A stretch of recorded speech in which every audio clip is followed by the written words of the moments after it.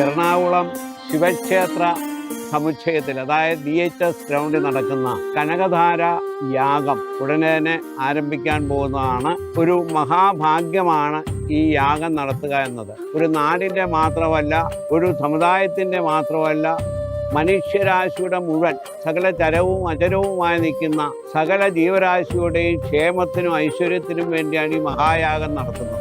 സമ്പത്ത് വർദ്ധിക്കുന്നതിനും ആത്മശാന്തി ഉണ്ടാകുന്നതിനും സൗഭാഗ്യവും ഒക്കെ ഉണ്ടാകുന്നതിന് വേണ്ടി, ഐശ്വര്യത്തിന് വേണ്ടിയാണ് ഈ മഹായാഗം നടത്തുന്നത്.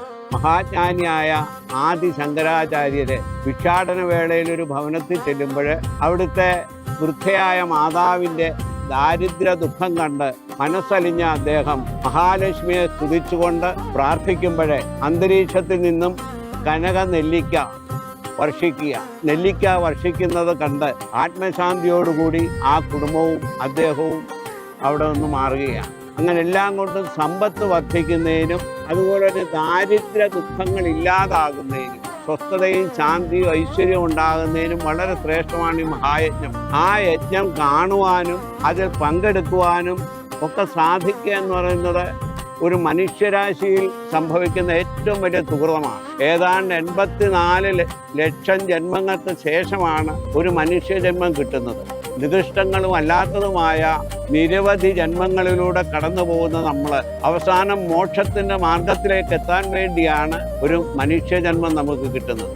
അത് ഭൗതിക സുഖത്തിന് വേണ്ടി കളഞ്ഞാൽ ഈ ലോകത്ത് യാതൊരു സമാധാനവും ഉണ്ടാകുകയില്ല. ഭൗതിക സുഖത്തിന് പുറകെ പാഞ്ഞ് ദുഃഖത്തിൻ്റെ അഗ്നികുണ്ഡത്തിൽ ചെന്ന് പതിച്ച് സ്വസ്ഥതയില്ലാതെ കരയുമ്പോഴേ അവിടെ ആത്മശാന്തിയും മോക്ഷപ്രാപ്തിയും സ്വസ്ഥതയും ഒക്കെ ഉണ്ടാകണമെങ്കിൽ ഇതുപോലുള്ള മഹായാഗങ്ങളും ഹോമങ്ങളും സ്തുതികളും ഒക്കെ ചെയ്യാൻ നമുക്ക് കിട്ടുന്ന ഒരു അവസരം വളരെ സൗഭാഗ്യകരമാണ്.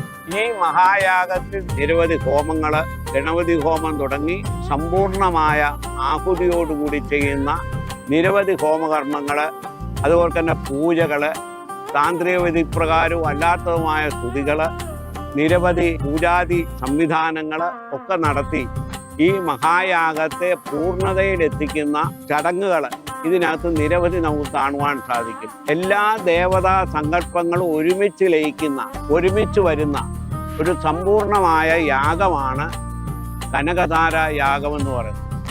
അതുകൊണ്ട് തന്നെ ഇത് കണ്ടില്ലെങ്കിൽ മനുഷ്യായുസ്സിനുണ്ടാകുന്ന ഏറ്റവും വലിയ നഷ്ടമാണ്. അപ്പോൾ എല്ലാവരും ഇത് പങ്കുചേരുവാനും ഭഗവത് അമ്മയുടെ പ്രസാദം ഏറ്റുമേടിക്കുവാനും സർവനിയാമികയും പരാശക്തിയും പരാത്പരിയുമായ ഭഗവതിയുടെ അനുഗ്രഹം ഏറ്റുമേടിക്കുവാനും നിങ്ങൾക്ക് സാധിക്കട്ടെ. നമ്മുടെ എല്ലാ ദുഃഖങ്ങളും മാറ്റിത്തരുന്ന ഈ യാഗത്തിൽ പങ്കുചേരുവാൻ അമ്മ നമ്മളെ അനുഗ്രഹിക്കട്ടെ എന്ന് പ്രാർത്ഥിച്ചു നിർത്തുന്നു. നമസ്കാരം.